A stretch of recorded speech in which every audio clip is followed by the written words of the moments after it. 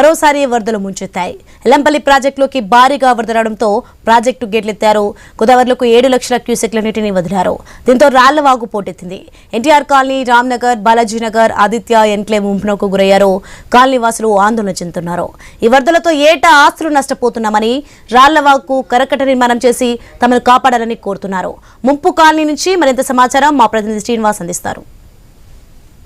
ఉమ్మడి ఆదిలాబాద్ జిల్లాలో ప్రవహిస్తున్న గోదావరి నది మహోగ్ర రూపంతో ప్రవహిస్తోంది. బాసర మొదలు మంచిర్యాల గోదావరి తీరం వరకు అయితే ఎక్కడికక్కడ ఇటు పదుల సంఖ్యలో గ్రామాల్లోకి వరద నీరు చేరడంతో వేల ఎకరాల్లో పంట నష్టం కూడా వాటిల్లిన పరిస్థితులు అయితే ఉన్నాయి. ఓవైపు ఎగువన మహారాష్ట్రలో కురుస్తున్న వర్షాలతోటి బాబ్లీ గేట్లు ఎత్తివేయడంతో అయితే బాబ్లీ గేట్ల నుంచి 4 లక్షల క్యూసెక్ల మేర వరద నీరు రావడంతో పూర్తిగా బాసరలోనైతే అమ్మవారి ముందట ఉన్నటువంటి షాప్స్ వరకు కూడా పూర్తిగా వరద నీరు వచ్చి చేరిన పరిస్థితులు అయితే ఉంది. మరోవైపు బాసరలో ఉంచి ఇటు నిజామాబాద్కు వెళ్ళే రైల్వే రాకపోకలను కూడా పూర్తిగానైతే నిలిపివేశారు రైల్వే శాఖ అధికారులు. ఓవైపు ఎస్ఆర్ఎస్పీ గేట్లు ఎత్తడం, మరోవైపు కడెంకు సంబంధించిన గేట్లను లిఫ్ట్ చేయడంతో అయితే ఎల్లంపల్లి ప్రాజెక్టులోకి భారీగా వరద నీరు అయితే వచ్చి చేరుతోంది.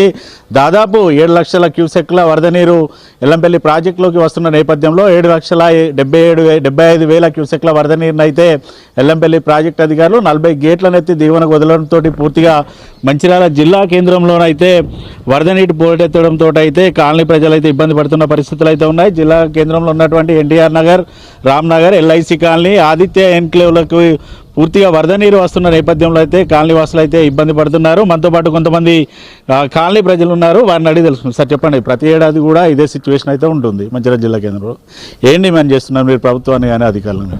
2021 కాళేశ్వరం ప్రాజెక్ట్ అయిపోయిన కాడ నుంచి మాకు ఈ పరిస్థితి ఏర్పడ్డండి. పెద్దమ్మగుడి ఏరియా కానీ, రామ్నగర్ కానీ, ఎల్ఐసి కాలనీ, లేబర్ కానీ ఫస్ట్ సారి మాకు కాళేశ్వరం ప్రాజెక్టు నిర్మాణ దశలో ఉండగానే మాకు కొన్ని నీళ్ళు ఇక్కడ దాకా ప్రవహించినాయి.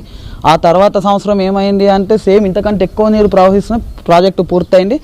ఆ తర్వాత ఒక నెల తర్వాత వెంటనే ఒక ఫ్లోగా నీళ్ళు వచ్చి ఆ తర్వాత ఒక నెల వెంటనే ఒక ఫ్లోగా వితిన్ ఒక 6 లక్షల క్యూసెక్లను అక్కడ మేడిగడ్డ కాడ నీళ్ళు ఆపే వరకు ఇదంతా అదే సమయంలో రాళ్ళవాగు పొంగడం, అదే సమయంలో వర్షం పడడం.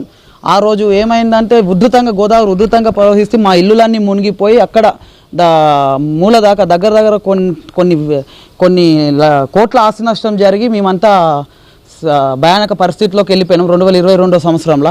ఆ తర్వాత సంవత్సరంలో కూడా మేము అప్పటి శాసనసభ్యులకు తెలియజేసినాం, ఇక్కడ రిటైనింగ్ వాళ్ళు నిర్మించాలి, కరకట్ట నిర్మించి వరద ప్రవాహం రాకుండా చేయాలని చెప్పాం వారికి. ఇక అప్పుడున్న ప్రభుత్వం వాటి పట్టించుకోలేదు. తర్వాత 2023లో మంచిర్యాల శాసనసభ్యులు ప్రేమసాగరరావు గెలుపొన్న వెంటనే వచ్చిన నెక్స్ట్ బడ్జెట్లని మా ఒక ప్రపోజల్ పెట్టి శాంక్షన్ చేపించారు. ఆ ఆర్డర్ వచ్చి నిర్మాణ దశలో ఉన్న ప్రకృతి ఇట్లా నీరు అంతా చేరే వరకు ఏమైతుందంటే నిర్మాణ పనులు ఆలస్యంగా అవుతున్నాయి. కానీ ఎప్పటికైనా వారు నిర్మించి మాకు శాశ్వత పరిష్కారం చూపిస్తారని నమ్మకం మాకు ఉన్నది. మేడిగడ్డ ప్రాజెక్టు ఫ్రీ ఫ్లో ఉన్నట్టున్నారు, కానీ ప్రాజెక్ట్ అక్కడ నిర్మాణం అయ్యే వరకు ఏమైందంటే ఫ్రీ ఫ్లో అంటే మొత్తం ఓపెన్గా ఉంటేనేమో నీళ్ళని వెళ్ళిపోయేటి, కానీ అయినా కూడా అక్కడ కొంచెం వాల్స్ లెక్క ఉండే వరకు కొన్ని నీళ్ళు ఇట్లా అబ్స్ట్రాక్ట్ అవుతున్నాయి.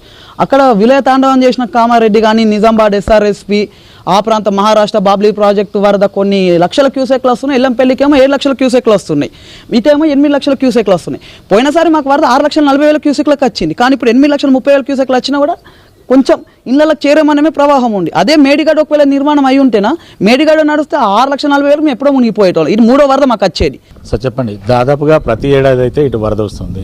కాలనీలకు సంబంధించి పూర్తిగా డ్రైనేజ్ సిస్టమ్ సరిగా లేకపోవడంతో గోదావరి గోదావరిలో వెళ్తున్న వరద కాస్త పూర్తిగా రాళ్ళవాగుకి పోటుగమ్ముతుంది. ఆ పోటుగమ్మిన వరద కూడా కెనాల ద్వారానైతే ఇళ్లలోకి వచ్చి చేరుతుంది. మున్సిపల్ అధికారులను కానీ స్థానిక అధికారులను కానీ ఏం డిమాండ్ చేస్తున్నారు?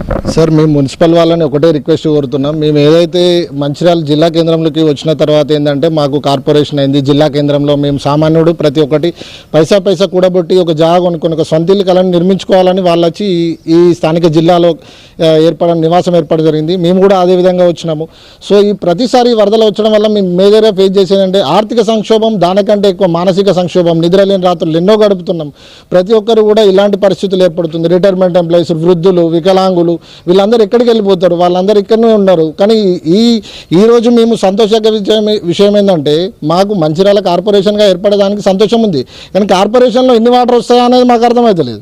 వాళ్ళు శానిటేషన్ ఇన్స్పెక్టర్ లోపమా, లేకపోతే వాళ్ళ నిర్లక్ష్య వైఖరియా, తెలియదు. ఇప్పుడు చూడండి మనకి ఎంత చెత్త పేరుకొని ఉందో తెలుస్తుంది మీకు. ఈ వాటర్ ద్వారా ఎంత చెత్త పేరుకుంది, తర్వాత ఎన్ని వాటర్ వస్తే మనం ఆ డ్రైనేజ్ని కెపాసిటీ చేయొచ్చు. అంటే మేమేం ఇంజనీర్లం కాదు, బట్ మేము చదువుకున్నాం. బట్ మాకు తెలుస్తుంది, అరే మనం హైదరాబాద్ ఫేస్ చేస్తున్నాం, మనదేం హైదరాబాద్ కాదు, మామూలు చిన్న జిల్లా కార్యక్రమం. ఇప్పుడే కార్పొరేషన్గా మనం ఎదుగుతున్నాం. మన డ్రైనేజ్ వ్యవస్థను మేము మంచిగా చేయాలనేది మేము గవర్నమెంట్ రిక్వెస్ట్ చేస్తున్నాం. స్థానిక మున్సిపల్ కానీ, లేకపోతే శానిటరీ ఇన్స్పెక్టర్ కానీ, కమిషనర్ గారు కానీ, స్థానిక ఎమ్మెల్యే ప్రేమ్సారావు గారు అని కొంచెం మా దృష్టిని సారించి మా దగ్గర ఉన్న పూర్తి శాశ్వత పరిష్కారాన్ని మా కరగట్ట నిర్మించి మా అందరికీ కూడా ఇలాంటి పరిస్థితులు మళ్ళీ ఏర్పడకుండా ఉండాలని మేము రిక్వెస్ట్ చేస్తున్నామండి. దాదాపు చూడొచ్చు, ఇటు స్థానికుల వద్ద నుంచి అయితే ఒకటే డిమాండ్ వస్తుంది. ఇటు డ్రైనేజ్ సిస్టమ్ సరిగా లేకపోవడం, మున్సిపల్ శాఖ నిర్లక్ష్యం, గత ప్రభుత్వ నిర్లక్ష్యంతో పూర్తిగా ఇటు కాలనీలు అయితే నీట మునుగుతాయని చెప్తున్న పరిస్థితులు అయితే ఉన్నాయి. ఇటు కాంగ్రెస్ ప్రభుత్వం అధికారం చేపట్టిన తర్వాత జిల్లా కేంద్రంలో ఉన్నటువంటి ప్రజలకు ఇచ్చినటువంటి హామీ ప్రకారం రాళ్లవాగుకి కరకట్టనైతే పూర్తి స్థాయిలో తొందరలో నిర్మించి ముప్పు బారి నుంచి కాపాలంటూ ఇటు వరద ముప్పు కాలనీల ప్రజలైతే కోరుతున్నారు. వీడియో జర్నలిస్ట్ రమేష్తో శ్రీనివాస్, ఐ న్యూస్, మంచిర్యాల జిల్లా నుండి.